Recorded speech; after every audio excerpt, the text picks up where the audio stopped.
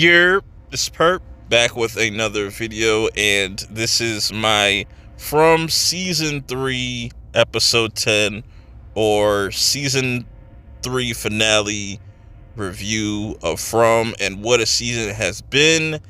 And it blows my mind when people say like nothing happened this season, or they kind of troll saying I still don't know what the fuck's going on, even though all the answers are right in front of us. We just got to put the pieces together. But man, this has been a really dope season. A lot went down, just starting off the season with the death of Tin Chin and them kind of trying to get through that while also having to deal with food shortage amongst like the monsters getting smarter, and just tensions just rising amongst the people in Fromville. But do they land the plane with this season finale? And they also announced that season 4 is coming, but we won't see that till 2026. So there's going to be a lot of time to just chill out and think about this series and watch it from the beginning. And you're going to see a bunch of people doing breakdowns. But with all that being said, let's get right into it, because this is going to be a pretty lengthy video. But first off, I want to address the runtime for this episode is about an hour and 13 minutes. That shit is cap. The last 13 minutes of this episode was them previewing another show. I thought that was kind of ass. I just want that to be known. But going into this episode, Boyd almost slips up right here and tells Kenny about the whole shed, and Kenny's like, why was Fatima in the shed? And then Ellis comes in perfectly in clutch and says, he pretty much puts 2 and 2 together, and he's like, I think Elgin knows where Fatima is, and we're gonna get into Fatima. But Boyd wants to have Sarah try to talk to him, or at least kind of aid him in helping figuring out where Fatima is, or getting him to talk, because Sarah went through a similar situation. Then we cut to Jade, Tabitha, and Jim kind of just talking about just figuring out this puzzle. He starts to talk about thermodynamics and souls and energies and stuff like that, and at this moment he figures that he might know what's going on here, and they decide to go to Victor's truck. Now, going back to Elgin and the whole questioning him thing, it's funny that he tries to slide out here, but they catch him lacking, and Ellis is really about to crash out on old boy. And Sarah's also trying to talk some sense into Elgin, because Elgin thinks that Angel told him that if Fatima goes through with this whole pregnancy thing, that they could all go home. He's pretty much convinced, and Sarah's trying to tell him, like, no, this place is going to lie to you. Very interesting stuff. But this was a really heated scene, because where this goes, man, it's crazy. Now, this Victor and Henry stuff is really sad, because Victor wants to show Henry something, but we'll get into that.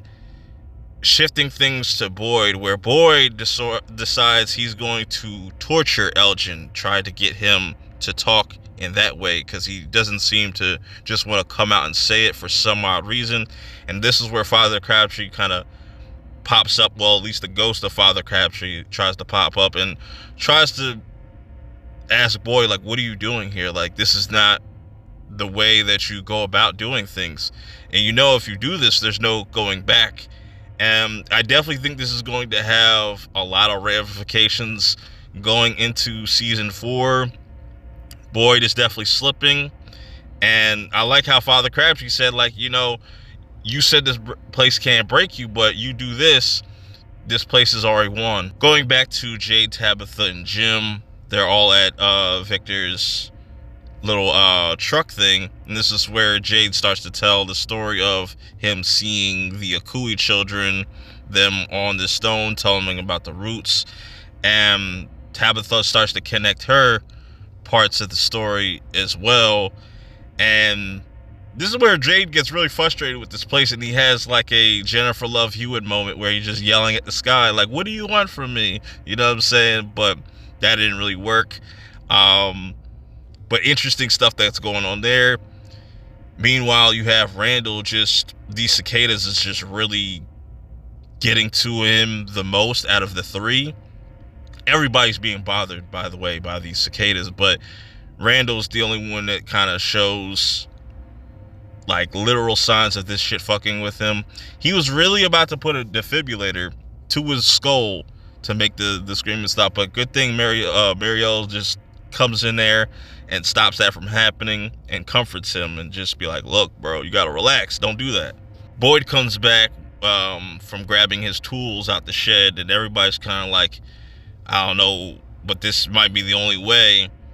Starts to kind of get Elgin, you know, he starts to get really uncomfortable. But I don't know how Elgin is like always constantly kind of smirking and smiling.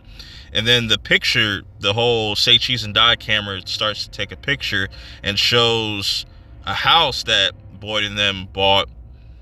And this is where they were heading before the tree stopped them and whatnot. The only thing was missing is the boat, which is interesting that this place is constantly like poking fun or messing with Boyd. And this is where Boyd starts to kind of just lose it at this point. Now, this scene with Victor and his father, and Victor showing where he buried his mom and his sister, was very fucking sad. But Scott, the guy that plays Victor, did an incredible job. This was an incredible moment. I'm surprised Henry has made it this far, but I still think it's up for him going into season 4. Now it seems like Jim has cracked a code where these numbers and stuff in the battle tree are actual music notes. Now, I've heard on, I've drawn a blank exactly what channel it was, but somebody mentioned that Tony from Teflon TV called it that those were music notes. So shout outs to Tony over there for cracking that as well. So they end up going back to the bar. Meanwhile, Christy confronts Marielle for her kind of weird behavior, or just acting really strange, like nothing's really happening to her. Obviously, she has like the same feelings as Randall, where Randall's is all doom and gloom. So whatever they saw was probably something to do with the future, and that's why they feel like shit is all doom and gloom. Let me know how you guys feel about that. Going back to Boyd and Elgin, Boyd is not playing around with Elgin. He's just like, you know, he tells them about that picture and just how that was the house he's supposed to go to. He sees Father Crabtree and he makes his decision, and he goes to work on this boy's hand, and in perfect timing, Acosta pops up, but Kenny mentions her by first name, which her actual name is Danny. So that's really interesting. So there's a little bit of love there, and it seems like Danny just wants to be in the loop of things. She doesn't want to be taken out of the conversation completely just because she's new here. She wants to try to understand and try to help or contribute in some way. And I definitely think that there's a coup going to happen in season 4, and maybe Acosta is probably going to try to make a power play. Back at the bar, Jade and Tabitha are figuring out the different music notes, and then Jade starts to hum a tune, and it sounds really familiar to him. And now Jim walks in and says, maybe we shouldn't do this in here because of the music box. And I thought about that too. I was like, is that the same kind of music that the music box made? So maybe they should go out and do it somewhere else. So going over to Fatima, because she is just really stressing over this baby. She's having like these weird contractions. She's ready to cut this baby out herself, but then the Komodo lady, there's something that I didn't notice at first while like looking at this character of the Komodo lady and stuff like that, but she stops Fatima from, you know, hurting the baby or whatever's coming out of her stomach, and she's like, look, it's coming.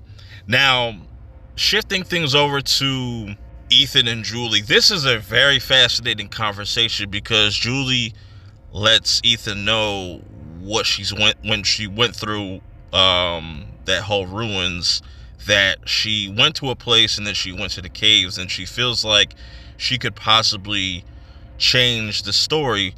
But then Ethan's like, no, even though you're a story walker, you cannot change what has already happened. You can only like witness things, which plays an interesting pivotal part towards the end of this episode. So while everybody's kind of yelling at each other downstairs, Sarah takes the opportunity, and this is why I say, like, yo, I've been saying this since episode 1 of this season, that Sarah is the MVP. She decides to take a crack at Elgin, and she makes this motherfucker talk. And what she ends up doing to Elgin, bro, you know what I'm saying? I don't really feel bad at all, but whatever she did, she got the answers. And this is where things get really crazy. So Jade starts to play the violin. While that's going on, Fatima's giving birth to this creature thing, and the Komodo lady goes underground. Right when, you know, Ellis and Boyd come crashing in, she starts to tell the story about these monsters. Like, I know where these monsters came from, and talking about how they were the ones that sacrificed their children, and this thing promised them eternal life. While that's going on, you know, Jade is playing the violin still, and the Akui children are coming out. And this is where we get the craziest revelation. No pun intended, but pun intended. That Akui means remember. Then all of a sudden, Tabitha and Jade both have this emotional reaction, and Tabitha tells Jim, like, I've been here before. And this goes to everybody that's been saying that there's some type of reincarnation with Tabitha's character, and maybe not just her, you know, also Jade's Christopher, and there's probably other characters, you know, that get flipped. And man, Jim takes this. It takes a lot for Jim to kind of process all this, but he hears Julie call out to him, but it's not the Julie that we know. It's obviously a different Julie because her hair is cut, she's got these scratches, and she's just she's frantic, she's scared out of her mind. She's like, I want to change the story. And then we get the reveal of what I believe to be the big bad of this whole entire story, the Man in Yellow. Now, is the Man in Yellow the boy in white? Does the boy in white become the Man in Yellow? Like, he just kind of changes? Because Victor also noticed the boy in white, he's changing, like he's aging. And this guy has superhuman strength. He's obviously not human, though. But he is also the one that was on the phone with Jim saying your wife shouldn't have been digging that hole. And he tried to warn him.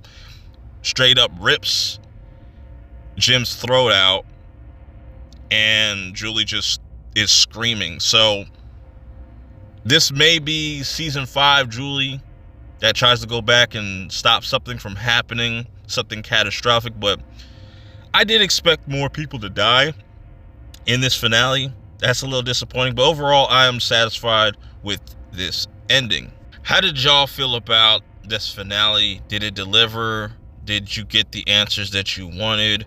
I think it's really dope that they have this kind of reincarnation kind of story, even though a lot of people kind of called it.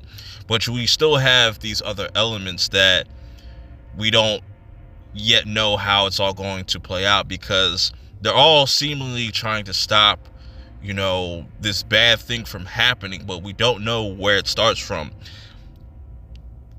Should Fatima have died? Because, you know, that would be Boyd's fault, you know, for Smiley being born.